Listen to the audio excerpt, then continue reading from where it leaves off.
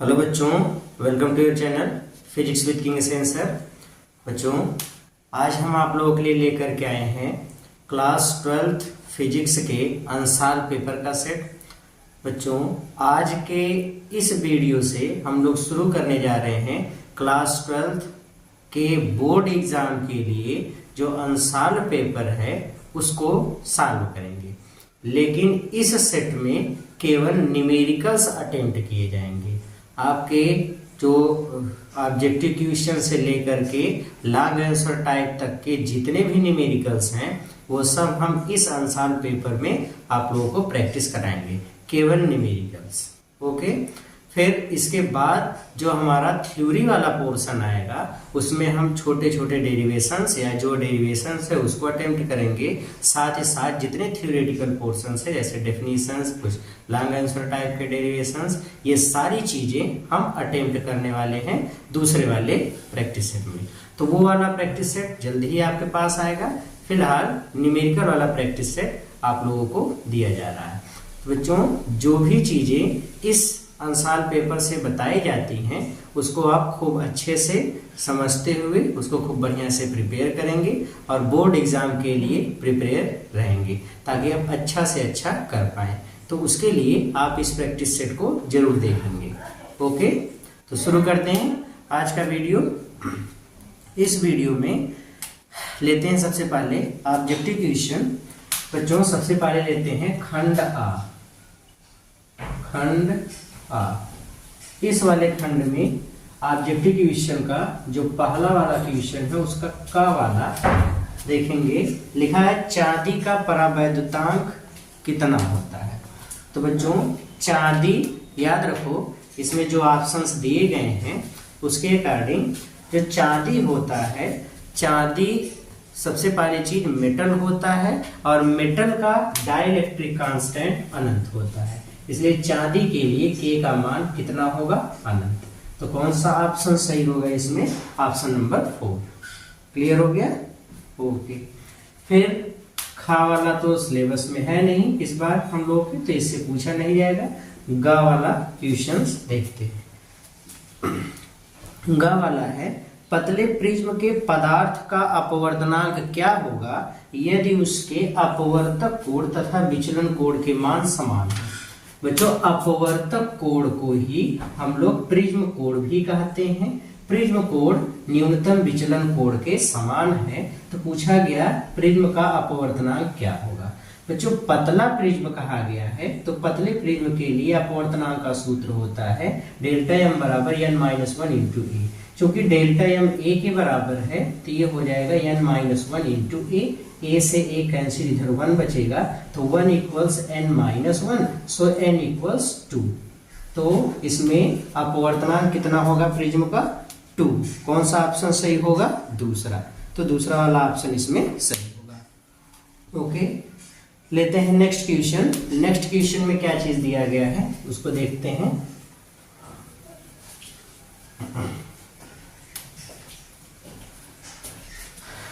बच्चों, घा में पहले के घा वाले में अगर देखेंगे तो इसमें लिखा है, एक इक्वेशन लिखा है, इक्वेशन है 4 1H1 फिर इज इक्वल्स 2He4 फिर इसके साथ प्लस 2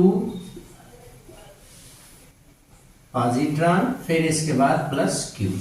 अब बच्चों, ये जो इक्वेशन लिखा गया है इस इक्वेशन से आपसे पूछा गया कि समीकरण किस चीज को व्यक्त करता है, नाभिकीय विखंडन को या नाभिकीय संलयन को या नाभिकीय विघटन को या इनमें से कोई नहीं। तो बच्चों, इसमें 4 हाइड्रोजन के एटम जुड़ करके पॉजिट्रॉन और हीलियम में कन्वर्ट हो रहे हैं, मतलब यहाँ पे जुड़ रहे हैं, और जुड़ने की प्रक्रिया को हम लोग नाभिकीय संलयन कहते हैं।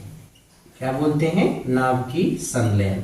इसलिए ये जो एग्जाम्पल है वो नाभिकीय संलयन का उदाहरण होगा। तो ये नाभिकीय संलयन का उदाहरण है। ओके, नेक्स्ट क्वेश्चन देखते हैं। इसमें लिखा है निम्नलिखित में से कौन सा कण मूल कण नहीं है?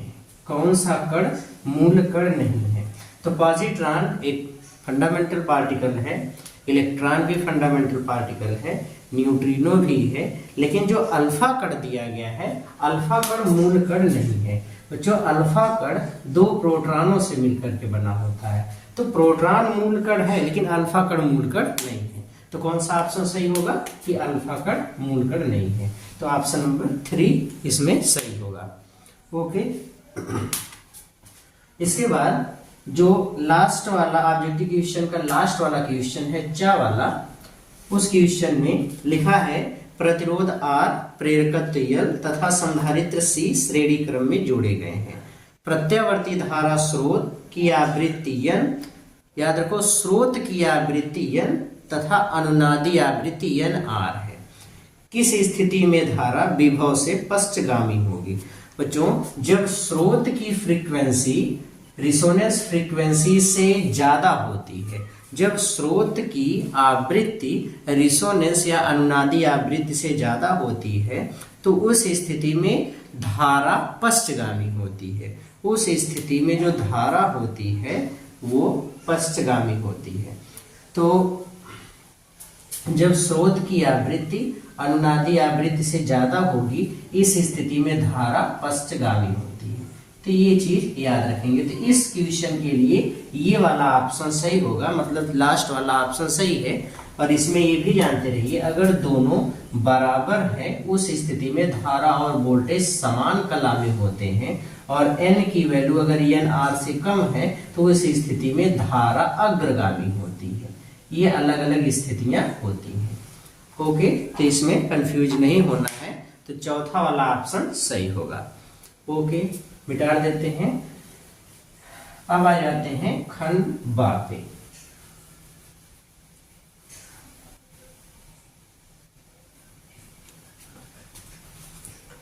देते बच्चों खंड बा।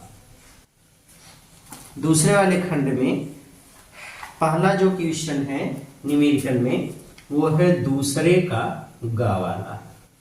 दूसरे के गा वाले में लिखा है यदि n बराबर 3/2, स्मॉल n बराबर 3/2 अपवर्तनांक वाले किसी कांच को, ये कांच का अपवर्तनांक 3/2 दिया गया है। इस उत्तल लेंस को n बराबर 3/2 अपवर्तनांक वाले द्रव में डुबो दिया जाए।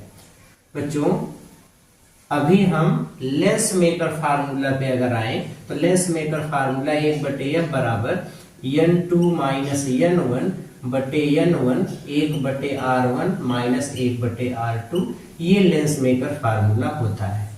यहाँ पे अच्छा, इसी को हम लोग नॉर्मल जो फार्मूला समझते हैं 1/f बराबर n माइनस 1 ब्रैकेट में 1/r1 माइनस 1/r2, ये होता है। अच्छा, अगर हम यहाँ पे देखें तो अगर लेंस को किसी द्रव में डुबोया गया हो, ये लेंस है, लेंस को अगर हमने किसी द्रव में डुबोया है, लेंस का अपवर्तनांक n2 और द्रव या माध्यम का अपवर्तनांक n1 से दिखाते हैं। सवाल में कहा गया n1 बराबर भी 3/2 है और n2 का मान भी 3/2 है। अगर दोनों के अपवर्तनांक एक जैसे हैं तो n1 n2 दोनों बराबर हो जाएंगे। तो n1 माइनस n2 कर दोगे तो ये 0, मतलब 1/f बराबर 0। तो फोकस दूरी कितनी हो जाएगी? अब फोकस को इधर कर दो या इधर कर दो, 0 को इधर कर दो, 1/0। दैट मींस फोकस दूरी इसकी हो जाएगी अनंत। ये है। तो इस तरह से बच्चों इस क्वेश्चन में लेंस की फोकस दूरी अनंत आएगी, जिससे ये पता चलता है कि लेंस कांच की एक समतल प्लेट की तरह व्यवहार करता है और साथ ही साथ माध्यम में डिसअपीयर भी हो जाता है। तो लेंस की फोकस दूरी अनंत होगी, लेंस माध्यम में अदृश्य हो जाएगा और कांच की समतल प्लेट की तरह व्यवहार करेगा। ये इस क्वेश्चन का जवाब होगा। ओके, लेते हैं नेक्स्ट क्वेश्चन। क्या है? 7n14 के नाभिक पर कूलाम में आवेश की गणना कीजिए। अच्छा, अब इसके नाभिक पे कितना आवेश होगा? तो नाभिक पे उतना ही आवेश होगा जितना प्रोटॉनों की संख्या होगी। तो नंबर ऑफ प्रोटॉन्स कितने होंगे? जितना कि परमाणु क्रमांक है, मतलब 7। तो n कितना हो गया? 7। नाभिक पर आवेश Q बराबर n × E से नाभिक पर धन आवेश होगा तो प्लस, n की वैल्यू 7, e की 1.6 गुणे 10 की घात माइनस 19 कूलाम। तो Q बराबर गुणा कर दोगे तो 11.2, 16 सत्ते 112, तो फिर 16 7 6 42, 7 1 कम 7, 7 4 11, इतना हो गया। फिर गुणे 10 की घात माइनस 19 कूलाम, इतना आवेश होगा नाइट्रोजन के नाभिक पर। क्लियर हो गया? ओके, मिटा देते हैं और अगला क्वेश्चन लेते हैं। क्वेश्चन नंबर, अच्छा आप खंड सा में चलते हैं। सा में अब बाकी क्वेश्चंस को अटेम्प्ट करना है, तो खंड सा पे आते हैं और फिर देखते हैं। खंड सा, इस वाले खंड में पहला क्वेश्चन है तीसरे का वाला, यही पहला न्यूमेरिकल है। तीसरे के का में देखेंगे लिखा है 45 इलेक्ट्रॉन वोल्ट ऊर्जा का एक इलेक्ट्रॉन। बच्चों चार्ज कौन सा है? इलेक्ट्रॉन। इलेक्ट्रॉन पे कितना चार्ज होता है? 1.6 into 10⁻⁻19 coulomb. Okay, 45 electron volt इसके पास एनर्जी है। इलेक्ट्रॉन वोल्ट में एनर्जी है तो इसकी एनर्जी को आप जूल में कन्वर्ट कर लो, तो ये हो जाएगा 45 गुणे एक इलेक्ट्रॉन वोल्ट में 1.6 गुणे 10 की घात माइनस 19 जूल। तो इतना ये कन्वर्ट हो गया जूल में। अच्छा, फिर इसके बाद लिखा है इसे 9 गुणे 10 की घात माइनस 5 वेबर प्रति मीटर स्क्वायर तीव्रता के चुंबकीय क्षेत्र में मैग्नेटिक फील्ड आपको दिया गया है 9 गुणे 10 की घात माइनस 5 वेबर प्रति मीटर स्क्वायर। इतने चुंबकीय क्षेत्र में वृत्ताकार मार्ग पे चक्कर लगा रहा है। तो ये जो वृत्ताकार मार्ग पे घूम रहा है इस चुंबकीय क्षेत्र में, उस वृत्ताकार मार्ग की त्रिज्या कितनी होगी ये आपको फाइंड करना है। अच्छा, इस क्वेश्चन में देखो, सबसे पहली चीज बच्चों, जो चार्ज पार्टिकल है, ये चार्ज पार्टिकल वृत्ताकार मार्ग पर घूम रहा है विद द वेलोसिटी v। तो जब भी चार्ज पार्टिकल मैग्नेटिक फील्ड में सर्कुलर मोशन करता है तो इसको वृत्ताकार पथ पर घूमने के लिए आवश्यक अभिकेंद्र बल लॉरेंज बल से प्राप्त होता है, जो कि होता है QVB इज इक्वल्स, अब यहाँ पे अभिकेंद्र बल का फार्मूला mv²/r। यहाँ v से एक v कैंसिल, QB बराबर mv/r। तो यहाँ से r की वैल्यू अगर फाइंड करें तो ये हो जाएगा mv/QB। r का मान मिल गया। अच्छा, r मिल गया तो हम लोग एनर्जी से इसका रिलेशन बना सकते हैं। एनर्जी के साथ इसका रिलेशन बनाएंगे तो बच्चों एनर्जी से इसको रिलेट करेंगे, तो चूंकि काइनेटिक एनर्जी बराबर half m into v², half into v²। तो यहाँ से v की वैल्यू निकालोगे तो v किसके बराबर मिलेगा? QBr/m।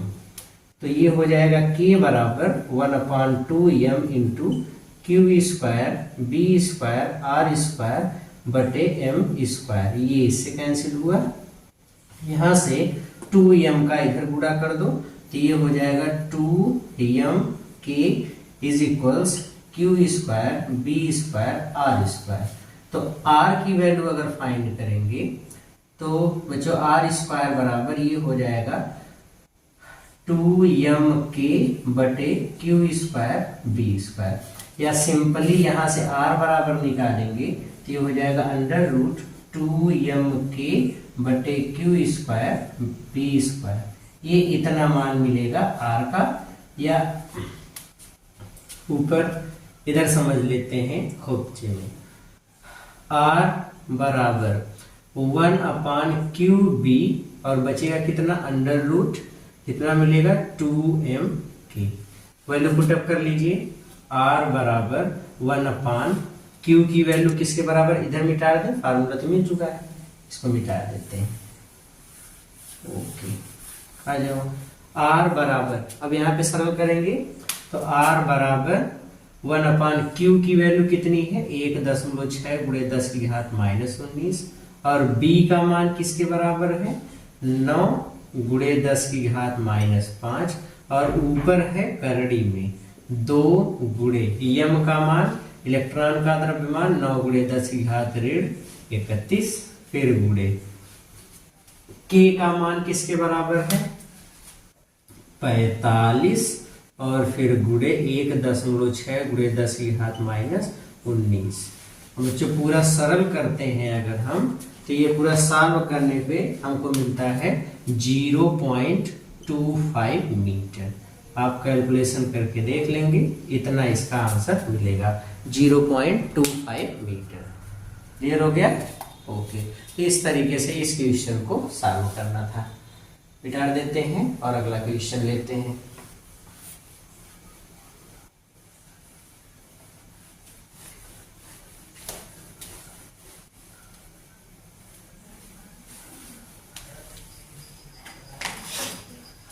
अगला क्वेश्चन है, अगले क्वेश्चन में है बच्चों तीसरे का खा वाला क्वेश्चन। क्वेश्चन नंबर तीसरे का खा। इस क्वेश्चन में अगर देखें तो इस क्वेश्चन में लिखा है यम द्रव्यमान तथा क्यू आवेश यम द्रव्यमान तथा क्यू आवेश का एक कण एक समान विद्युत क्षेत्र ई में विरामावस्था से चलकर डी दूरी तय करता है। तो एक आवेश है Q, ये एक इलेक्ट्रिक फील्ड में है, इलेक्ट्रिक फील्ड में रखा गया है। ये है चार्ज, ये पहले विराम में है U बराबर 0, फिर चलना शुरू करता है, चलते चलते कुछ समय में d डिस्टेंस ट्रेवल कर लेता है। कह दिया गया कि सिद्ध कीजिए कि जब ये d दूरी तय करके यहाँ पे पहुंचता है, सपोज इसकी वेलोसिटी यहाँ v हो जाती है, तो कण द्वारा अर्जित वेग जो v का मान है, ये आपको प्रूव करना है कि v की वैल्यू ये बराबर होगी √2qEd/m, इतनी इसकी वेलोसिटी होगी। अच्छा, प्रूव करने के लिए सबसे पहले आप क्वेश्चन में ध्यान से देखो बच्चों, चार्ज पार्टिकल पर इलेक्ट्रिक फील्ड में एक फोर्स लगता है। मान लो इलेक्ट्रिक फील्ड E है, तो चार्ज पे इलेक्ट्रिक फील्ड में कितना फोर्स लगता है, F बराबर Q इंटू E के बराबर। अच्छा, चार्ज पार्टिकल मान लो इस फोर्स के कारण A एक्सीलरेशन से चलता है, तो न्यूटन के नियम से F किसके बराबर होता है, m इंटू E। ये न्यूटन का नियम है, न्यूटन के नियम से दोनों इक्वेशन के लेफ्ट बराबर है तो राइट भी बराबर होगा। QE बराबर ma, तो यहाँ से a निकालोगे तो ये हो जाएगा QE/m, इतना एक्सीलरेशन से पार्टिकल चलेगा। ओके, अब एक्सीलरेशन हमको मिल गया, तो अब हम लोग बता सकते हैं कि कितना वेलोसिटी पाएगा। u पता है, v पता है, a पता है, t नहीं पता लेकिन दूरी पता है। गति के ऐसे समीकरण के बारे में सोचिए जिसमें समय नहीं आता, तो गति का तीसरा समीकरण है v² बराबर u² प्लस 2as से v² बराबर u² का मान कितना है 0 का स्क्वायर 2 इंटू a का मान किसके बराबर है QE/m इंटू s, दूरी किसके बराबर है, यहाँ से यहाँ तक कितनी दूरी तय कर रहा है d, तो यहाँ पे d कर दो। ओके, ये तो 0 हो गया। v² बराबर 2QED/m, तो v किसके बराबर होगा √2QED/m, इतनी वेलोसिटी वो प्राप्त करेगा जो हमको प्रूव करना था। 2QED/m ये हमको प्रूव करना था। ओके, तो इस तरीके से क्वेश्चंस को सॉल्व करना है। ओके, अगला क्वेश्चन लेते हैं, इसको मिटा देते हैं।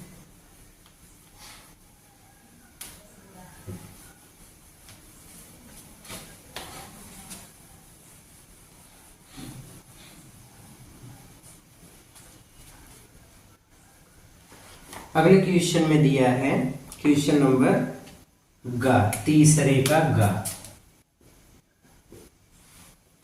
इसमें लिखा है एक दूरदर्शी की आवर्धन क्षमता 9 है, दूरदर्शी जिसका मैग्निफिकेशन पावर है 9, जब इसे समांतर किरणों के लिए संयोजित किया जाता है। समांतर किरणों के लिए संयोजन का मतलब है अंतिम प्रतिबिंब अनंत पे बनता है, श्रांत नेत्र की स्थिति कही जा रही है। अंतिम प्रतिबिंब अगर अनंत पे बनता है तो आवर्धन क्षमता का फार्मूला होता है FO/FE। जो माइनस चिन्ह खाली ये बताता है कि प्रतिबिंब उल्टा बनता है, तो यम के स्थान पे 9 लिख दो, FO/FE। माइनस लिख भी सकते हैं, हटा भी सकते हैं, क्योंकि माइनस चिन्ह खाली बताता है कि प्रतिबिंब उल्टा बनता है, प्रतिबिंब उल्टा बनेगा। यहां से FO बराबर निकाला 9FE, ये एक रिलेशन हमको मिल गया। ओके, आगे सवाल में कहा है जब इसे समांतर किरणों के लिए संयोजित किया जाता है, मतलब जब प्रतिबिंब अनंत पे बनता उस समय नेत्रिका एवं अभिदृश्यक के बीच की दूरी 20 सेंटीमीटर होती है। नेत्रिका लेंस और अभिदृश्यक लेंस के बीच की जो दूरी होती है उसी को ही लेंस के या प्रकाशिक यंत्र की लंबाई कहते हैं, प्रभावी लंबाई। तो यहाँ पे प्रभावी लंबाई यल कितना दिया गया, 20 सेंटीमीटर। किसी भी प्रकाशिक यंत्र जैसे दूरदर्शी या सूक्ष्मदर्शी, इन सभी यंत्रों में अभिदृश्यक और नेत्रिका के बीच की दूरी ही प्रभावी लंबाई होती है। और जब प्रतिबिंब अनंत पे बनता है तो यल किसके बराबर होता है, FO+FE। ये दिया गया है 20 सेंटीमीटर। अच्छा, FO का मान रख दो यहाँ पे। FO का मान किसके बराबर है, 9FE + FE बराबर 20 सेंटीमीटर। तो 10FE बराबर 20 सेंटीमीटर। ये इससे कैंसिल हो गया। FE किसके बराबर आ गया, 2 सेंटीमीटर। FE किसके बराबर आ गया, 2 सेंटीमीटर। FE पता चल गया, FE का मान यहाँ पे रख दो समीकरण नंबर 1 में। अगर बच्चों आप यहाँ पे साइन कैरी भी करते हो, चिन्ह साथ साथ ऐसे लिखते हुए भी आते हो, तो याद रखो यहाँ पे साइन कैरी नहीं होगा। ये आपको डेरिवेशन में बताया गया होगा कि जब प्रभावी लंबाई निकालते हैं तो साइन कन्वेंशन का यूज नहीं करते। ओके, तो यहाँ पे F की वैल्यू यहाँ पे रखो FE की, तो समीकरण 1 से FO किसके बराबर मिलेगा, इंटू 2 कर दो। FO किसके बराबर आ जाएगा, 18 सेंटीमीटर। ये इसके बराबर इसकी फोकस दूरी होगी। क्लियर हो गया। तो इस तरीके से क्वेश्चन को सॉल्व करना है। मिटा देते हैं इसको और अगले क्वेश्चन पे चलते हैं।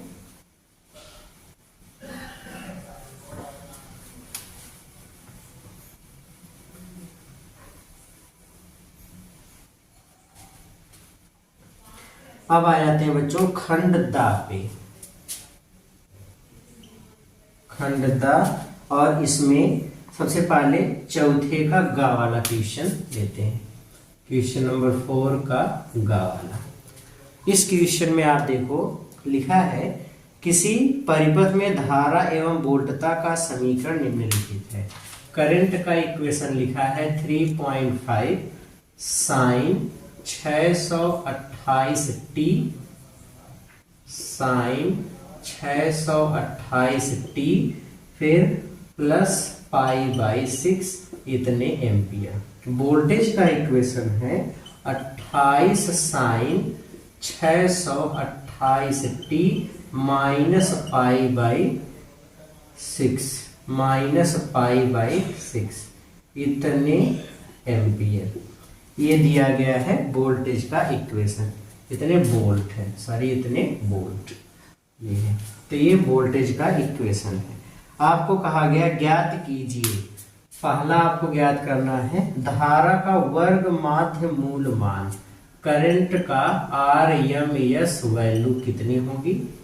दूसरा आपको फाइंड करना है आवर्तकाल, टाइम पीरियड कितना होगा इस करंट के, एक चक्र में कितना समय लगेगा।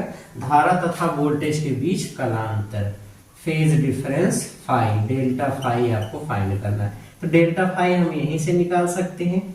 इसका फेज माइनस इसका फेज कर दो, तो डेल्टा फाई बराबर करंट, ये जो साइन का कोणांक होता है यही फेज को रिप्रेजेंट करता है। तो करंट का फेज कितना है 628t प्लस π/6, इसमें से घटा दो। वोल्टेज का फेज कितना है 628t माइनस π/6, ये इससे कैंसिल होगा माइनस का अंदर गुणा हो जाएगा तो प्लस, मतलब π/6 प्लस π/6 बराबर π/3। तो डेल्टा फाई किसके बराबर हो जाएगा? π/3। ये फेज डिफरेंस होगा। क्लियर हो गया? तो फेज डिफरेंस कितने का आएगा? π/3 का। ये तो एक आंसर मिल गया। फिर अब आ जाते हैं इक्वेशन पे।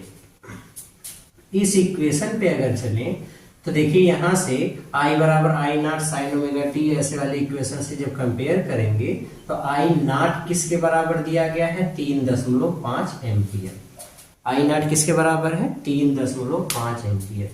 ओके, अब अगर I0 इतना है, ओमेगा टी, ओमेगा के स्थान पे कितना दिया गया है? 628 इतना, ये है। अब I0 बराबर 3.5 एम्पियर है, तो यहां से IRMS निकाल लो। IRMS बराबर होता है I0/√2। तो IRMS बराबर होगा, I0 की वैल्यू किसके बराबर है? तो I0 की वैल्यू है 3.5 बटे करंट 2 का मान 1.41। बच्चों इसको हम डिवाइड करके सरल करेंगे तो ये आता है लगभग 2.46 एम्पियर। ये इसके बराबर लगभग इसका मान आता है। ओके, नेक्स्ट में आपसे पूछ लिया गया, बताओ आवर्तकाल कितना होगा? तो आवर्तकाल के लिए हम लोग ये वाला रिलेशन यूज करेंगे। यहाँ पे समझ लेते हैं, चूंकि ओमेगा बराबर है 628, जो ओमेगा बराबर होता है 2π/t बराबर 628, तो t बराबर 2π बटे 628। सरल कर लो, t बराबर 2 गुणे पाई का मतलब 3.14, फिर बटे नीचे है 628, इससे डिवाइड कर दिया 314, इससे इसको काट दिया, नीचे हो गया 100। तो यहाँ से मिल गया t बराबर 1/100 या t बराबर 0.01 सेकेंड। तो कितना आंसर आ गया? 0.01 सेकेंड। तो आवर्तकाल कितना होगा? 0.01 सेकेंड। क्लियर हो गया? ओके, तो इस तरीके से इस क्वेश्चन को लगाएंगे। ओके, चलते हैं अगले क्वेश्चन पे।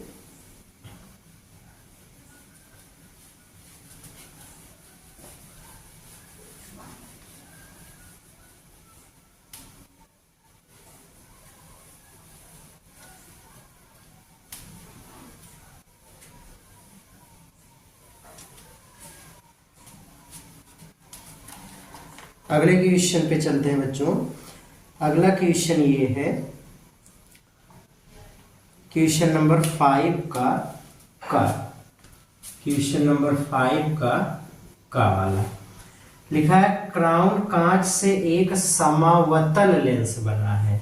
बच्चों समावतल का मतलब होता है, समावतल लेंस, इसका मतलब होता है सम धन अवतल, ऐसे लेंस जिसके दोनों पृष्ठ अवतल होंगे और समान वक्रता त्रिज्या के होंगे। ऐसा अवतल लेंस जिसके दोनों पृष्ठ अवतल हैं और दोनों पृष्ठों की वक्रता त्रिज्या एक समान है, उसको समावतल लेंस कहेंगे। अच्छा, अवतल लेंस की अगर बात करें तो ये अवतल लेंस होगा, समावतल लेंस होगा। ये पहली सरफेस है सरफेस नंबर 1, ये दूसरी सरफेस है सरफेस नंबर 2, इसका गोला इधर बनेगा तो इसकी वक्रता त्रिज्या इधर R2 की वैल्यू पॉजिटिव में रहेगी और ये इधर जो होगी R1 इसकी वैल्यू नेगेटिव साइन के साथ होगी क्योंकि बाईं तरफ है। लेकिन समावतल लेंस है इसलिए R1 और R2 दोनों के परिमाण बराबर होंगे और दोनों के परिमाण मान लेते हैं R के बराबर है, इसके बराबर है। ओके, लिखा है एक समावतल लेंस, क्राउन कांच से एक समावतल लेंस बनाना है। लेंस के पृष्ठों की वक्रता त्रिज्या कितनी रखी जाए कि लेंस की क्षमता -2.5 डायोप्टर हो जाए। P की वैल्यू है -2.5 डायोप्टर, इतना है बच्चों। डायोप्टर अभी इतना ही आने दो, -2.5 डायोप्टर। ओके, या यहाँ से फोकस दूरी कैलकुलेट ही कर लेते हैं, ज्यादा आसान रहेगा। P की वैल्यू इतनी है, क्योंकि P बराबर, अगर हमको फोकस दूरी को सेंटीमीटर में लिखना है तो P का फार्मूला 100/f बराबर -2.5, f इधर कर दो, 2.5 इधर कर दो, तो f बराबर हो जाएगा 100/-2.5, दशमलव हटा दो, 0 इधर कर दो, 25 से कम 25, 25 1400, तो f इक्वल्स आ गया, कितना आ जाएगा f का मान, -40 सेंटीमीटर। ये आ गई फोकस दूरी। ओके, f की वैल्यू मिल गई। लिखा है क्राउन कांच का अपवर्तनांक 1.65 है, रिफ्रैक्टिव इंडेक्स जो है n की वैल्यू 1.65 है, ये क्राउन कांच का अपवर्तनांक है। ओके, अब फोकस दूरी का फार्मूला लगाते हैं, मतलब लेंस मेकर फार्मूला लगाते हैं। लेंस मेकर फार्मूला है 1/f बराबर n-1 1/r1 -1/r2।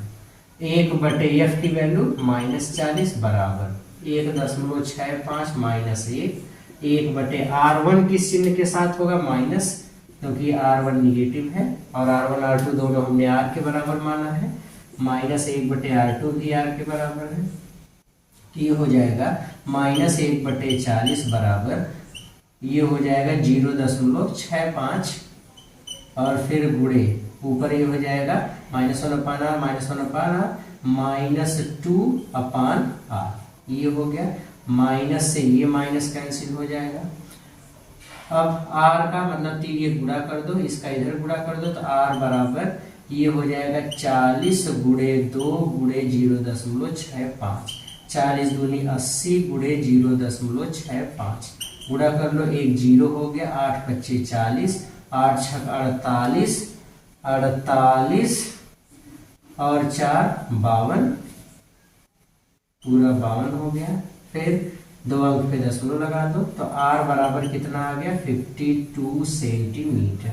लेकिन याद रखिए r1 जो है वो निगेटिव साइन के साथ होगा, तो r1 हो जाएगा -52 सेंटीमीटर, और r2 पॉजिटिव साइन के साथ होगा, तो r2 बराबर हो जाएगा +52 सेंटीमीटर, ये होगा। तो r1 r2 की वैल्यू इस तरीके से लिखना है। ओके, तो ये क्वेश्चन था। ओके, अगला क्वेश्चन लेते हैं, क्वेश्चन नंबर 6, मिटा देते हैं इसको।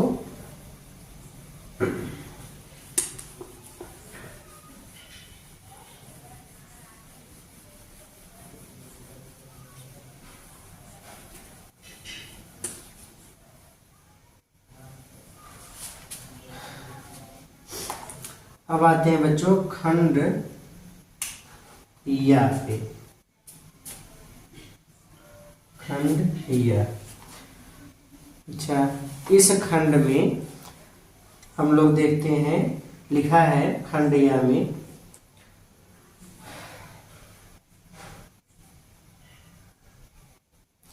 अच्छा 1 मिनट बच्चों, खंड या से पहले एक क्वेश्चन देखेंगे। खंड या से पहले 5वें का घा वाला, इसके पहले है 5वें का घा वाला, ये भी न्यूमेरिकल है, छूट रहा था। एक उत्तेजित हाइड्रोजन परमाणु के इलेक्ट्रॉन की ऊर्जा -3.4 इलेक्ट्रॉन वोल्ट है। इस इलेक्ट्रॉन का कोणीय संवेग ज्ञात कीजिए। ओके, तो सबसे पहले उत्तेजित हाइड्रोजन परमाणु के इलेक्ट्रॉन की ऊर्जा है -3.4 इलेक्ट्रॉन वोल्ट। बच्चों, एनर्जी का फार्मूला, हाइड्रोजन एटम है तो हाइड्रोजन एटम के लिए Z की वैल्यू 1 होगी। एनर्जी का फार्मूला होता है -13.6 Z² तो E की वैल्यू यहाँ पे रख दीजिए, -13.6 Z² इज इक्वल्स -3.4, इतने इलेक्ट्रॉन वोल्ट। ओके, तो ये इससे कैंसिल हो गया, Z की वैल्यू तो 1 हो गई। अब ये हो जाएगा, ये भी इलेक्ट्रॉन वोल्ट में होती है एनर्जी, इलेक्ट्रॉन वोल्ट से इलेक्ट्रॉन वोल्ट कैंसिल हो जाएगा। n² बराबर Z की वैल्यू 1 है तो ये हो जाएगा 13.6/3.4, ये इससे कैंसिल 136/34, सरल कर लेते हैं इसको, तो 2 से काट देंगे 17, 2 से इसको काट देंगे तो 2 छक 12 और फिर ये हो जाएगा 2 अट्ठे 16, 17 चौक 68, मतलब n स्क्वायर बराबर 4 आ गया। तो n बराबर कौन सा आ गया 2, मतलब इलेक्ट्रॉन किस कक्षा में है, दूसरी कक्षा में। अब दूसरी कक्षा में अगर इलेक्ट्रॉन है तो उसका कोणीय संवेग क्या होगा, क्योंकि बोर के परमाणु मॉडल के अनुसार या बोर के क्वांटीकरण के प्रतिबंध से, बोर के क्वांटीकरण के प्रतिबंध से, बोर के क्वांटीकरण का प्रतिबंध क्या है कि कोणीय संवेग, जिसको MVR कहते हैं, यही कोणीय संवेग है। कोणीय संवेग ये किसके बराबर होता है, NH/2 पाई। बच्चों n किसके बराबर है 2, तो यहाँ पे 2 लिख दो। h का मान 6.6 गुणे 10 की घात -34 और फिर बटे 2 गुणे पाई का मतलब 3.14। तो कोणीय संवेग ये हो जाएगा। अब इसको सरल कर लेंगे, सरल करने के बाद देखेंगे तो ये आएगा बच्चों लगभग 2.1 गुणे 10 की घात ऋण 34, 2.1 गुणे 10 की घात ऋण 34, इतना इसका आंसर आएगा। किलोग्राम मीटर स्क्वायर प्रति सेकंड ये आएगा। तो कोणीय संवेग इसका इतना होगा। ओके, कैलकुलेट कर लेंगे, ये तो इससे कैंसिल हो जाएगा और भाग करेंगे तो लगभग इसका 2 गुना है, 3 दूनी 6, तो 2 के लगभग इसके बराबर मिलेगा। ओके, कैलकुलेट करना है, कैलकुलेट करेंगे। तो इस तरीके से इस क्वेश्चन को सॉल्व करना था। ओके, अब आ जाते हैं खंडैया वाले क्वेश्चन पे।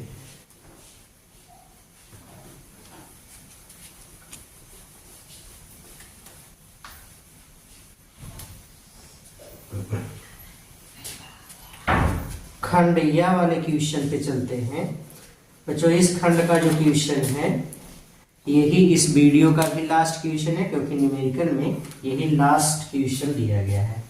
और छठवें का, खंडैया के छठवें का जो अथवा वाला क्वेश्चन है वही है न्यूमेरिकल में, तो उसी को सॉल्व करते हैं। पहले तो सवाल में लिखा है एक ही पदार्थ के बने। अब जब एक ही पदार्थ है तो घनत्व तो समान होंगे और विशिष्ट प्रतिरोध समान होंगे। एक ही पदार्थ के बने समान द्रव्यमान के 2 तार A तथा B लिए जाते हैं।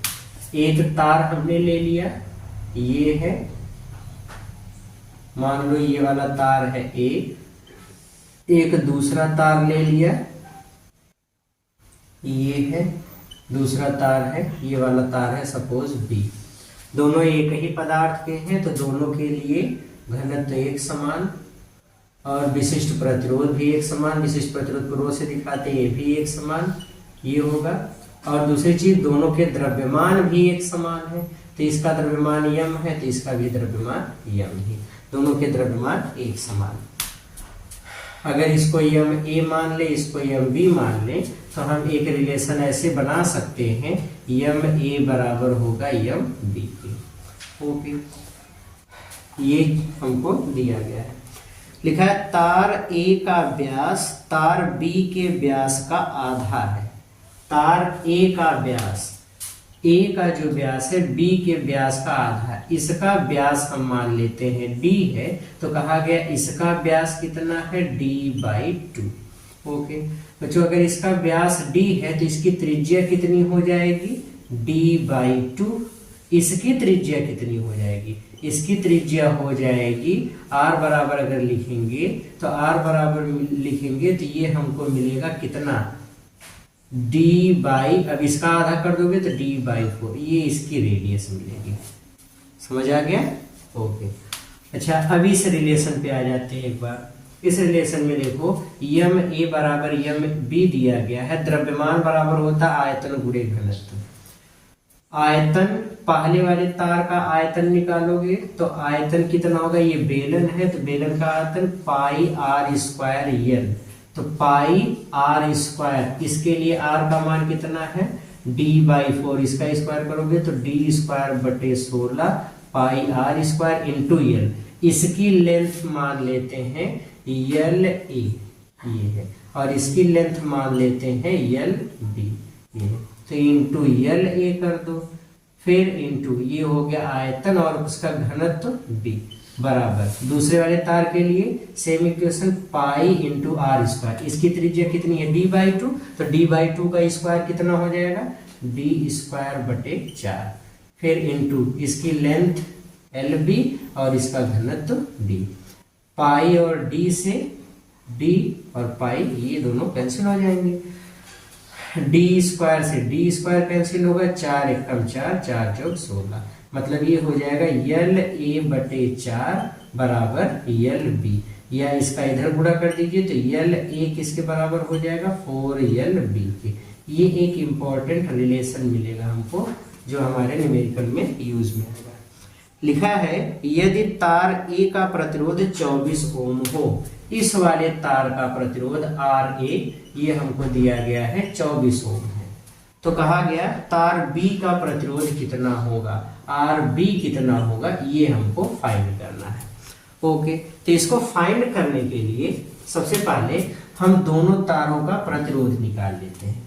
पहले वाले तार का प्रतिरोध लिखोगे तो पहले वाले तार के प्रतिरोध का समीकरण बच्चों R बराबर होता है फार्मूला ρL/A। तो पहले वाले तार के लिए यहाँ LA लिख लो और इसका क्षेत्रफल कितना होगा पाई आर स्क्वायर, पाई इंटू पहले वाले तार का क्षेत्रफल निकालोगे R स्क्वायर करोगे तो कितना होगा d²/16, 16 ऊपर चला जाएगा, RA बराबर रो इंटू LA इंटू 16, या ऐसे लिखो RA बराबर 16 इंटू रो LA/पाई d², समीकरण नंबर 2। क्लियर हुआ। इसी तरीके से B वाले तार का प्रतिरोध का फार्मूला लिखेंगे तो RB बराबर रो इंटू LB/A। अब इसका वाला क्षेत्रफल लिखोगे तो इसका क्षेत्रफल पाई इंटू आर का मान d/2 है, तो उसका स्क्वायर कर दो, पाई इंटू d²/4, 4 ऊपर कर दो तो RB बराबर 4 इंटू रो LB/पाई d², समीकरण नंबर 3। RB का मान ज्ञात करना है तो समीकरण 3 में समीकरण 2 से भाग करो, समीकरण 3/2 करने पर डिवाइड कर लीजिए, डिवाइड करेंगे तो कितना मिलेगा RB/RA बराबर किसके बराबर मिलेगा, तो ये बराबर हमको मिलेगा RB का मान 4 इंटू रो LB/पाई d², फिर बटे कितना है 16 इंटू रो इंटू LA/पाई d², ये इससे कैंसिल हो गया, रो से रो कैंसिल हो गया, 4 एकम 4, 4 चौक 16, मतलब ये हमको मिलेगा RB/RA बराबर ऊपर कितना बचा है LB और नीचे कितना बचा है 4LA। अब आ जाते हैं अपने पहले वाले रिलेशन पे। LA बराबर है बच्चों 4LB, तो जहां LA है वहां 4LB लिख दो। RB/RA का मान कितना है 24, यहाँ कर दो 24 बराबर LB/4 इंटू LA का मान 4LB, LB से LB कैंसिल हो गया तो ये हो जाएगा 4 इंटू RB बराबर इसका इधर गुणा कर दो 24/4 गुणे 4, 4 एकम 4, 4 छक 24, 2 दूनी 4, 2 3 6, फिर कैंसिल कर दो 1.5, मतलब RB कितना आ जाएगा 1.5 ओम। ये दूसरे वाले चालक तार का प्रतिरोध होगा। क्लियर हो गया। ओके, तो इस तरीके से बच्चा क्वेश्चंस को अटेम्प्ट करने थे तो सवाल को इस तरीके से लगाएंगे। ओके, तो आज का ये न्यूमेरिकल सेक्शन यहीं पे खत्म करते हैं। एक आंसर पेपर सेट 1 का आज हम लोगों ने न्यूमेरिकल सॉल्व किया। बाकी सेट 2 का नेक्स्ट वीडियो में आप लोगों को जल्दी ही मिलेगा, तो पढ़ते रहिए, मेहनत करते रहिए बोर्ड एग्जाम नज़दीक आ रहे हैं तो उसकी प्रिपरेशन पे कंटिन्यूटी बनाए रखिए। मिलते हैं नेक्स्ट आसान पेपर में, तब तक के लिए all the very very very best.